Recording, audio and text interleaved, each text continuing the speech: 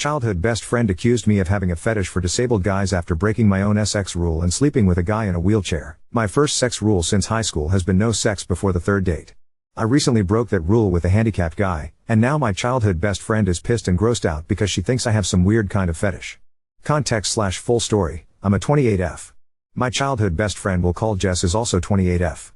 To put it simply, I don't think I'm any kind of prude, I just don't really feel comfortable with casual sex, never have.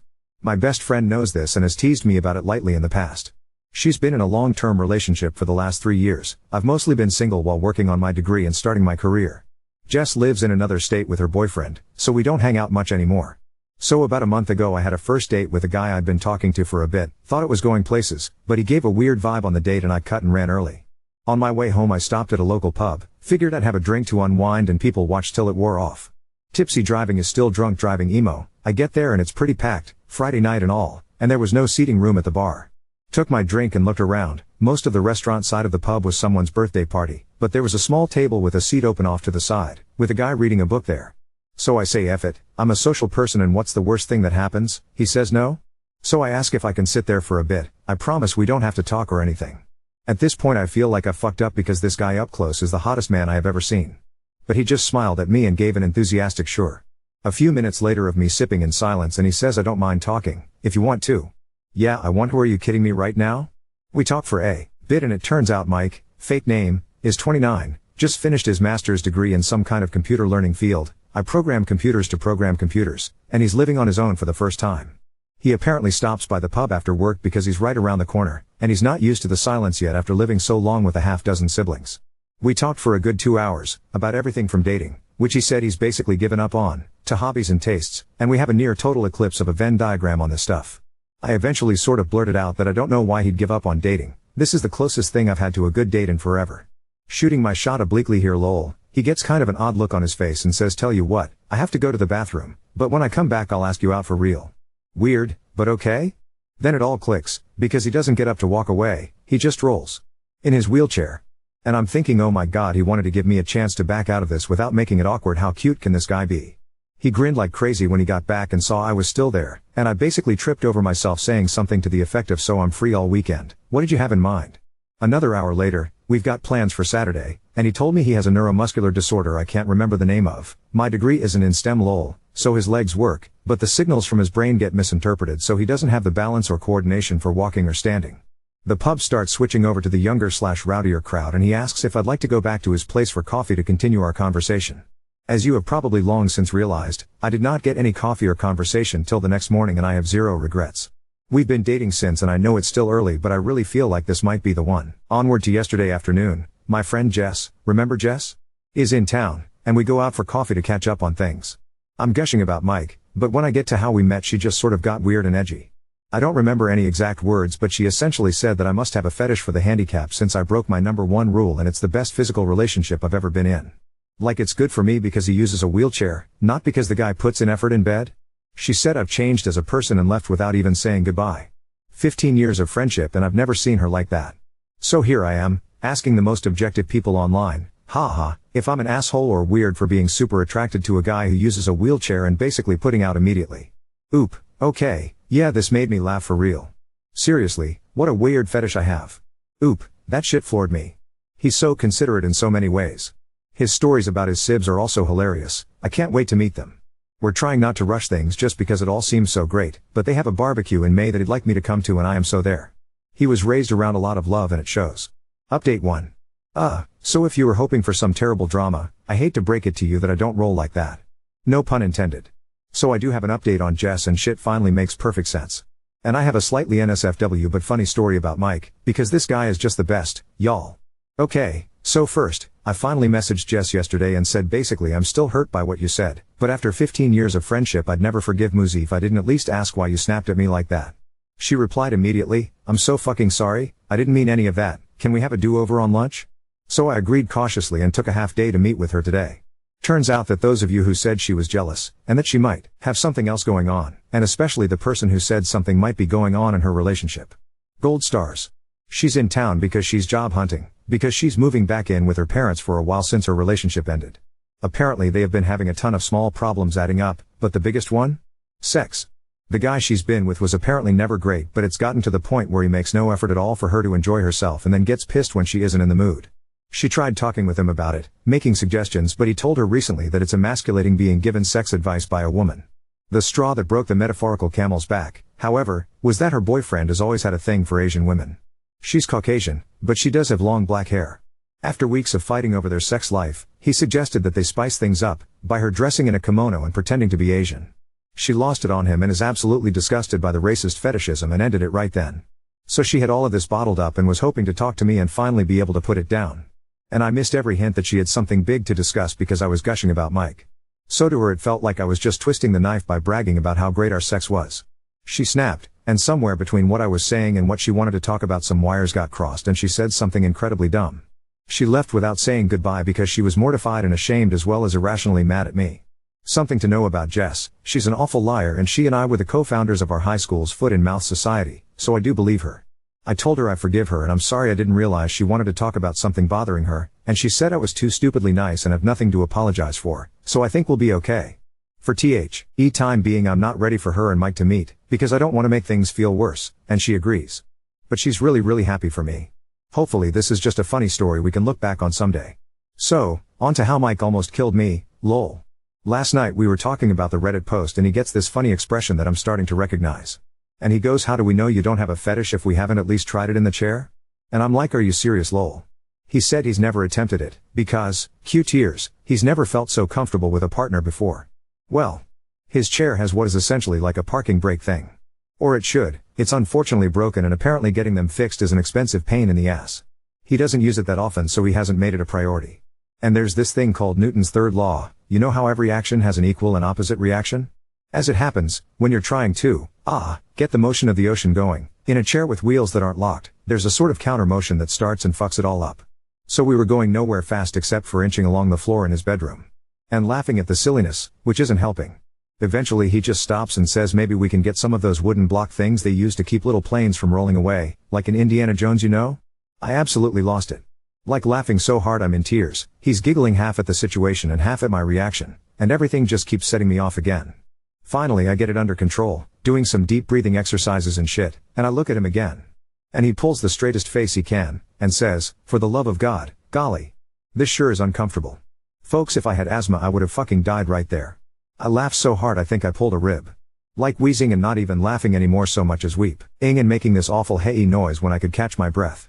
While he's laughing and rubbing my back and saying he's sorry, he couldn't resist. So yeah, confirmed, no fetish here, and this magnificent bastard's comedic timing might actually kill me. I doubt I'll update again, because there's really nothing I can see needing to share given everything sort of worked out. And in the end, the real assholes were the friends we made along the way? Ike. Thanks for all the lovely comments on my last post and for coming along with me on this absurd but brief drama in my life, lol. Oop, and everyone's phones blow up. Genius, I'll finally go viral and get all those internet dollars I assume people are raking in. LOL, I probably will post an update on this account, but I don't necessarily want to bog down Ada with my silly shit. I'm so excited and nervous. It's apparently a Mother's Day barbecue. Which I didn't know because my parents and I are estranged and I never even seriously thought about having kids before meeting Mike. But apparently it's a lot of people and a lot of food and apparently everyone knows he's bringing me. Also, can I just say fuck yes about his mom? They apparently have a huge one-floor rancher and she just assumed we'd be sleeping together in his old room. Like none of that weird you aren't married so you get separate rooms shit. I already adore them and we haven't even met yet. Oop, oh there is one coming. Oh my god, his family, lol. I am exhausted already and it's only one here, and we have another day of this ahead. They are amazing and he is glowing like a fireball. The side of him when he's with family is so bright I need sunglasses to look at him. Update 2. Hello again. I was going to post this on my own page but a few people mentioned that they think it's nice to read on Ada, so fuck it, here's the Met Mike's family update. And it's a doozy, or at least felt like it at the time for a girl who grew up with a small, dysfunction-al family. So first up, you know what people, at least me, don't think about when dating a guy who's always sitting? Height. I know he's taller than me because we cuddle a lot, and he's taller sitting on the couch, but I didn't really get it. So we drive up Friday night after work, actually south and west, lol, but to my brain it's always up, in his vehicle, which is modified to be driven entirely using his hands. Neat, right? He's a really good driver too. One more green flag. We get to the house, and it's huge you guys, lol, like not a mansion, just kind of a sprawling one-floor rancher. Real estate was wild back in the day. Anyway we get out, and I meet his mom. I'd like to point out I am no slouch, I'm 5'7". His mom is towering over me. But she was the nicest lady ever. We go inside and I meet his dad, who funny enough is apparently the only short one in this family, and his youngest sister, who is living there with his 1-year-old niece. She gets up to hug me and she is also really tall. It's already a bit late then, so we eat and head to bed. I get to see his cute as shit room from when he was a teenager, and I casually ask, hey, so I don't know how this works and stuff, but how tall are you? And Mike is all I'd to know, like a bit over 6 feet 4 inches? Been a while since I checked. A bit over 6 feet 4 inches. So, is everyone in your family tall? Kinda? We met the Nordic basketball team he calls a family properly the next day. Actually they're Irish, but they're blonde and tall so it conveys the idea better. The only one of reasonable height, and still taller than me, was his oldest sister, lol. They are also loud. Like not really shouting or anything usually, just, present. Mike is a lot different around them, but in the cutest way, like he just beams all the time and you can see how happy he is to be home. One of his brothers put him in a headlock and gave him a dang noogie as a greeting, and got elbowed in the side for it, and all of them laughing. And his mom smacked one of his brothers with a rolled-up magazine for putting his feet on the table. More laughing. Just intimidating but in the happiest way imaginable. I'll admit I was a little shut down for a bit, but Mike kept checking in with me to make sure I was okay, and they were all really nice, so I got into the spirit after a bit. I mentioned this in another comment, but Mike has a special sports wheelchair he uses for, well, sports. And he and his siblings play basketball. And he is good. Apart from just having a hell of an arm, he's quick as hell. And this magnificent bastard that I love will absolutely, purposefully, gleefully run someone's toes over. He aims for it. They all have this yank back the foot maneuver that's hysterical to watch. So it was this crazy day of loud people playing and having a blast, nieces and nephews running around, and just noise. My ears are still ringing. The food was catered in advance because his mom had 7 babies. All I make on Mother's Day is margaritas. They also have a pool. It's a bit chilly still but the pool is heated so we actually all got to swim, which was a lot of fun because I got to show off that I too am athletic. I can do a backward somersault off a diving board. Yeah. I'm a real catch lol. They at least pretended to be impressed. We all stayed up late drinking and bitching that it was too overcast to see the aurora, boo, and I had the worst hangover I've had in a while on Sunday. We slept in a bit late, and then joined Mike's family for the barbecue part of the barbecue weekend. His dad can grill, people. And he's fast, food coming off the grill at lightning speed. I asked Mike about it and he laughed and said there was 7 of us to feed. Ever see a nest of baby birds? He had practice.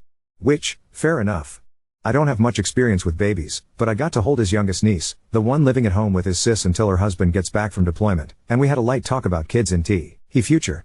I told him that I never put much thought into it, but if they were going to grow up in a happy home like his and not how I grew up, I'm pretty sure I'd be open to having them with him someday. But later. I need him all to myself for a while first. He seemed really happy about that, which makes me feel all goofy and happy. I'm sappy. We had to drive home Sunday night, but before we went his mom hugged me and said she's never seen her son like this, and thanked me for taking good care of her baby. And asked if we'd be back for the 4th of July or if we were doing something with my family. And I tried to be all no, we'll be here if you don't mind. I don't see them much and I think she caught on that there's more to the story so she just hugged the shit out of me, Vikings, all of them I swear, and told me she can't wait to see me again. My ears are still ringing from all the noise and chaos, but it was an absolute blast and I can't wait to see them again in July. Also, pretty much sure Mike is the man I'm going to marry. I literally can't think of a single reason why I would ever let him get away. Anyway, thanks for reading, hope you all had a lovely weekend, and those of you who got to see the aurora I'm happy for you but you suck, lol. Oop, it's still pretty surreal. The other in-laws that were there were all like that smiling hanging guy meme, first time? It was a great weekend. Update 3. As I've gotten a ton of requests for updates, I figured I would let you guys know how things are going in my world. You know how sometimes a relationship looks amazing at first but then all the red flags start showing up? This isn't one of those stories, lol. Sorry, that was mean, but I couldn't resist. Okay, on to the actual update. No, we aren't engaged yet. Yes, we have talked about it in the context of how seriously we are taking things. No babies yet either obviously, we are diligent about birth control. I want Mike all to myself for a while. So, the 4th of July visit to his family's house was pretty awesome. After getting to know everyone last time I had better expectations of what I was going into, and I've talked with my therapist about the whole play fighting makes me anxious because in my childhood home it wasn't playing thing. I don't want them to ever curb how they act to cater to me, and instead I guess I'll consider it immersion therapy. I think Mike mentioned it anyway because I didn't see much of it this time, though there were cheerful threats of doom lobbed about which I didn't mind at all. His mom is amazing, I'd like to point out. Even if she moms so hard it makes me weepy. So, background info, I have a really common sounding name spelled really uncommonly. Think Danielle or Jessica. Because in addition to everything else my parents decided to be creative when they named me. So, although I do sort of like my name, That meant I was that kid who never saw their name personalized on anything. Mike's family, on the other hand, had like a million kids and they all got traditional names, so personalized stuff was huge for them. It kept them from fighting over stuff, I guess. One of the things in their house, because they have a pool, is that each of the kids, adults now, has their own personalized beach towel that lives at the house. So we get to their place and it's been a hot drive there, so right after we get in Mike suggests I go to his room to get changed into a swimsuit so we can have a dip in the pool. I'm thinking that sounds perfect, right? Some of you may already know where this is going. I get to his room and there is a towel on the bed. In my favorite color. With my fucking stupid ass spelled name embroidered into it. So here I am crying over a goddamn towel and he's in the doorway watching and grinning like he just pranked me or some shit. Turns out it was her idea but she checked with Mike to make sure it was spelled right. So now I have a towel for when we visit because apparently I'm welcome. If I sound cranky it's just because I'm better at self-depreciation than I am expressing emotions in a direct way. I really am blown away and touched by how much these people have welcomed me. Mike has already sort of learned to decode the way I talk and joke, which is nice, but the first time he gently said that's not humor, that's just putting yourself down, babe, I definitely wanted to go hide under the table. He doesn't let me be mean to me. That's a thing good partners do, I guess? I wouldn't know. Again, yes I am in therapy, I am working on myself, it's not his responsibility to put me back together, it's just something he does naturally. I literally told him one night that I was sorry I'm kind of broken, and he snorted and said at least you can walk in the most disgusted voice ever and made me laugh. I digress. So the food was once again amazing, and I kept my promise to teach his mom how to make my cinnamon bun bread pudding, so I felt like I contributed. Insert Ralph Wiggum I'm helping. Meme, I learned to play Yahtzee, and as it turns out I am very good at it. They do a lot of board games things at night when everyone is staying for the week. These people have a lot of board games. And puzzles. Whole damn storage closet of the things. They also drink like fucking fish and can hold it so I am learning to pace myself. Mike doesn't drink much when we aren't there so I'm not worried that it's a red flag. Only red flag of his that I've found was a Red Sox pennant in his room. Now I realize I might be talking him up a lot, but he isn't perfect. He snores, he has a habit of arguing with people on the TV when they make stupid decisions, he sometimes starts talking about things I don't understand and just goes and goes until he realizes he lost me like 15 minutes ago, and he is fastidiously tidy, which makes me feel guilty because I have bad habits to lose. I'm not used to clutter means I can't move through an area but I'm really trying. Burrell, why spend any time at my own place anymore, and we're definitely looking to move in together sooner than later. Yeah, so, not that much of an update, no one burned themselves on a firework or anything super exciting. I'm just in an ongoing relationship with a great guy who has a great family and things continue to look up for us. We head home tonight so we can spend some alone time Sunday. Hope everyone else had a safe and happy holiday. Update 4.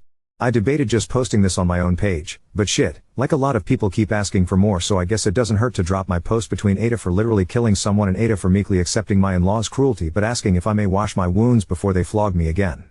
This is not an exciting update. Not engaged. No babies on the way, not even freakishly tall ones like some of you are hexing me with.